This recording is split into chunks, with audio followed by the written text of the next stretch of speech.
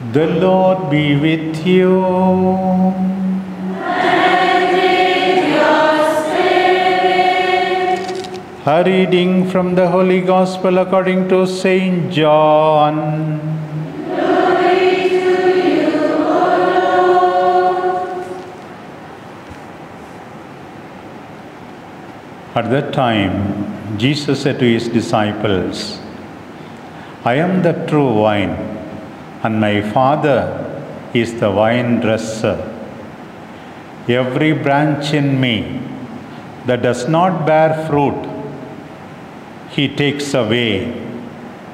And every branch that does bear fruit, he prunes that it may bear more fruit. Already you are clean because of the word that I have spoken to you. Abide in me, and I in you, as the branch cannot bear fruit by itself unless it abides in the vine. Neither can you unless you abide in me. I am the vine, you are the branches. Whoever abides in me and I in him, he it is that bears much fruit. For apart from me, you can do nothing. If anyone does not abide in me, he is thrown away like a branch and withers, and the branches are gathered, thrown into the fire, and burned. If you abide in me, and my words abide in you, and whatever you wish, and it will be done for you. By this, my Father is glorified, that you bear much fruit, and so prove to be my disciples. The Gospel of the Lord. Praise to you, Lord Jesus Christ.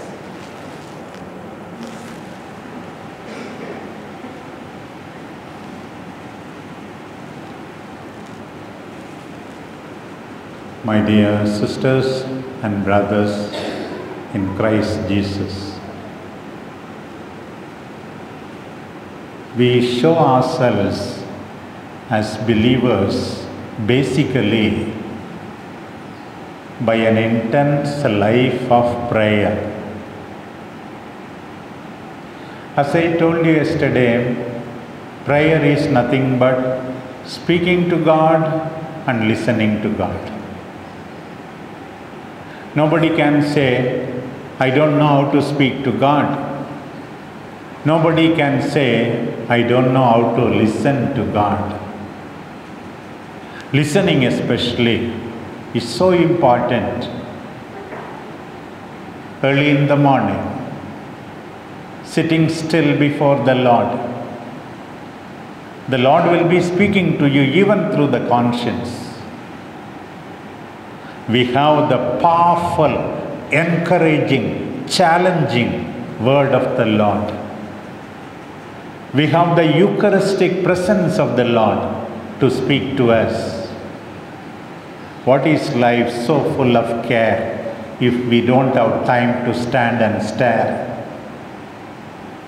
We need time to be alone with the Lord. A sister told me about the fruits of an authentic prayer life. She mentioned especially 3 things.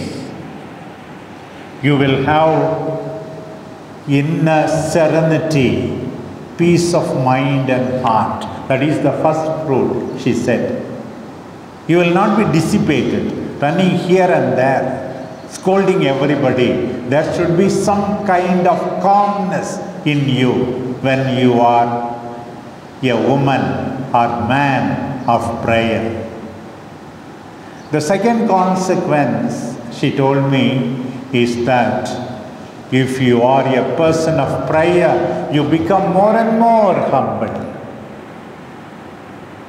Humility, my own definition is this: Humility is the recognition we need God, we need others.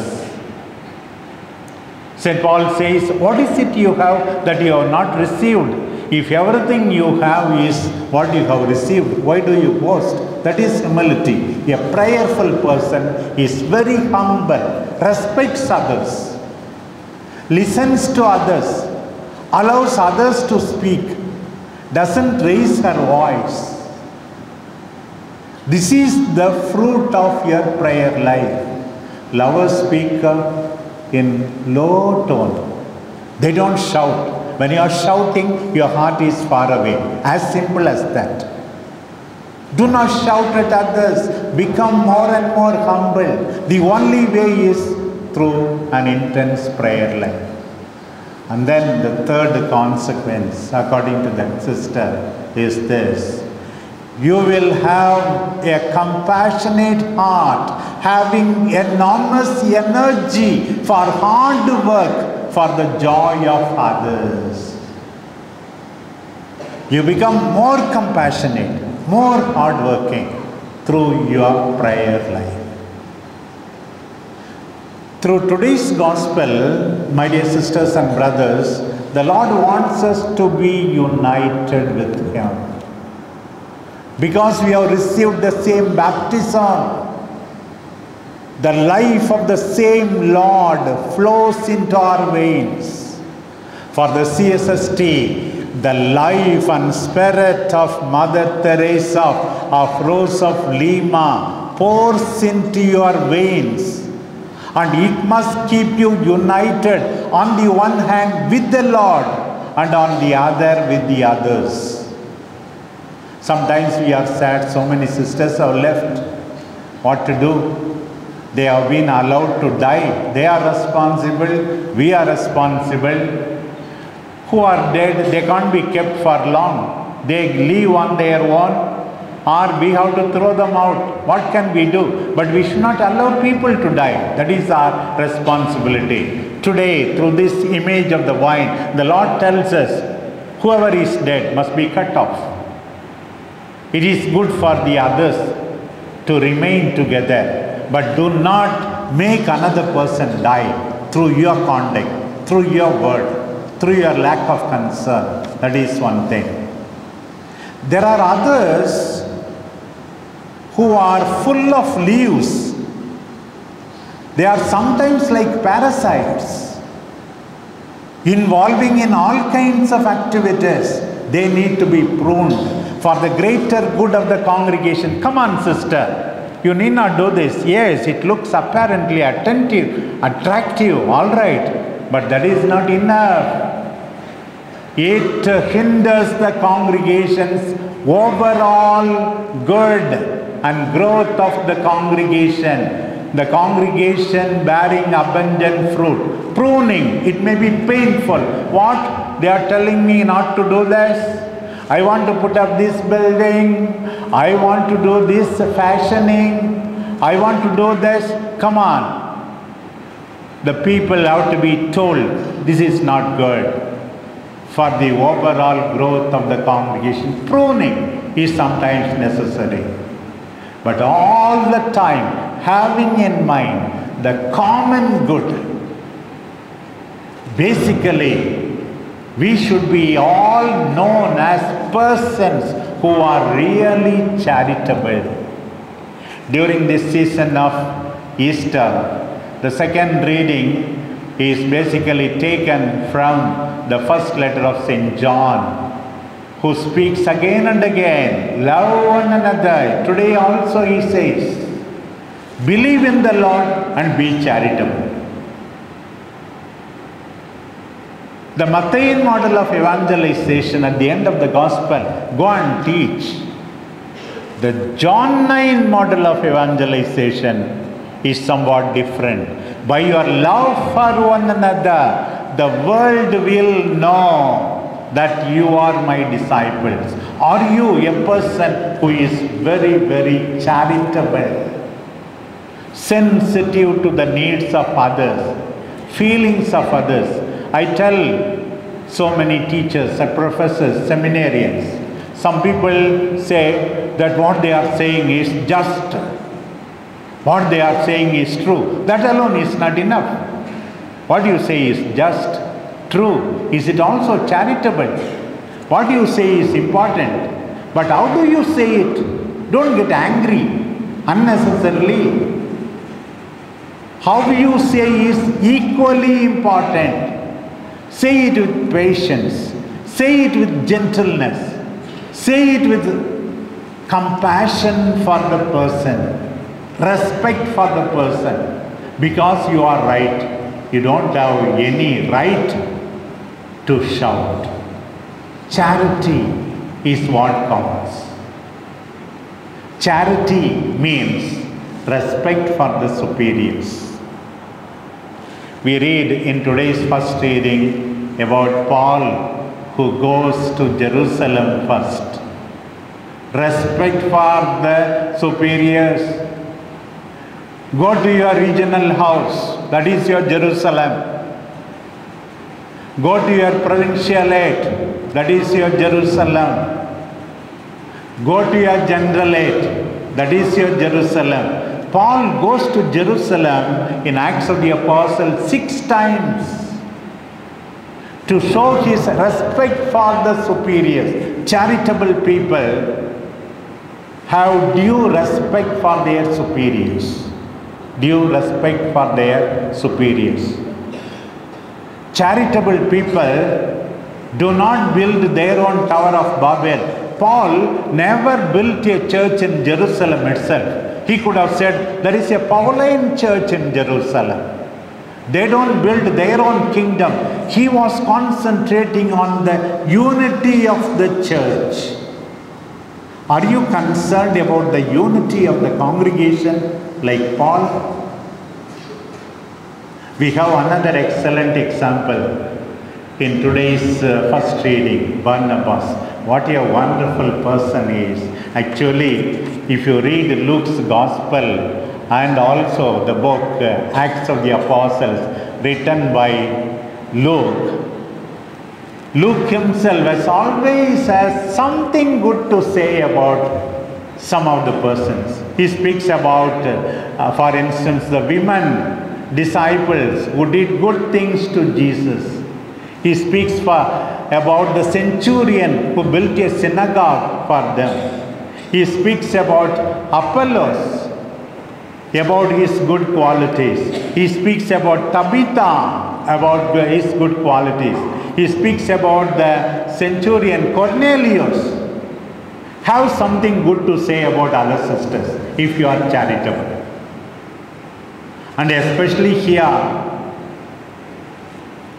Barnabas, what a wonderful person. He is called an encourager. We need encouragers in the congregation, not people who pour cold water on every initiative and enthusiasm. We need to be encouragers, my dear sisters and brothers, like Barnabas, encouragers. In today's second reading, St. John also speaks about people with different kinds of conscience. People with a bad conscience, lax conscience, what they think is right. They do what they want, that's all. There are others with a scrupulous conscience. They are fearful, they have their own anxieties, and they choke the growth of others by transferring their own fears and anxieties into others. Be an encourager like Barnabas. Nobody was willing to accept Paul. Nobody was willing to believe that he saw the risen Lord. It is Barnabas who comes as an encourager, presenting Paul to the apostles, to the people. Come on, believe him. He has seen the Lord. The Lord has called him. He is ready to suffer. Barnabas. We hear about Barnabas how, for example, Mark failed. Barnabas is ready to give him a second chance. Paul himself was not willing. Paul himself was not willing. Even in other places, Barnabas is presented as an encourager. Build charity. Build communities of love. All these will come when you become humble. As I said yesterday, Barnabas was ready to take the second place. Beginning, it is Barnabas and Paul. Afterwards, it is always Paul and Barnabas. Ready to take the second place. Ready to be generous. Ready to be kind. This is how we should manifest our rootedness in God. May Mother Mary, Our Lady of Carmel, may our own Mother Teresa of Rose of Lima intercede for us and make us truly prayerful, united in the Lord, and manifest our rootedness through an authentic life of charity. Amen.